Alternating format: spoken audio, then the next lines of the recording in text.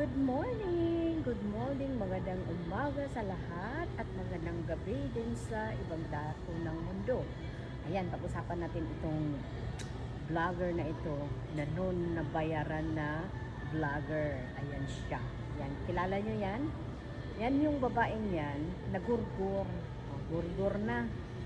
So, she may rest in, hindi na natin sabihin kung saan kasi hindi siya bagay doon sa heaven eh. Hindi ka bagay sa heaven dahil. So, ito yung babaeng grabe, sobrang manglait, below the belt na talaga. Below the belt, ay sayang, pumanaw na siya kasi gusto ko talaga ito makita sa behind bars. Sobrang tumira. Grabe, personal ng tira na below the belt na talaga. Tinira niya una ang ating Vice President kung anong mga sinasabi niya na hindi kaaya-aya. Sobrang grabe, mayroon ng napuntisan, nagpalaglag, may mga boyfriend, kung sinisinong mga chinuchokchak. Yun yung mga fake, fake na mga pinagbablog sa sa Facebook, kung anong account. Yan. So lately, kinutya na naman niya si Marcolita. Tinawanan niya ng husto si Senator Marcolita.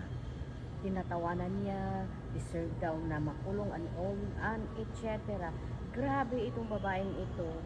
Kabastos. Hindi lang bastos, kawalang hiya at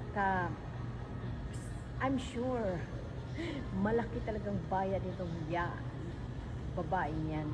Kaya yan, lesson learned. I hope yung pagkagurgur mo ay hindi dahilan ng nagunsihan kayong mga bayaran na vloggers. Kasi, kanya-kanya kayong mga papel. Pag kayo'y nagkaunsihan, ganun talaga. Pag ikaw ay bayaran na vloggers, you never know. Siguro, pwede rin na rin sabihin na puno na yung busing nyo. Kung sino nagbayad sa inyo, nag-utos ng gurgurin ka na dahil sumubra ka na. Ganon. Lesson learned sa lahat ng mga bayaran na vloggers.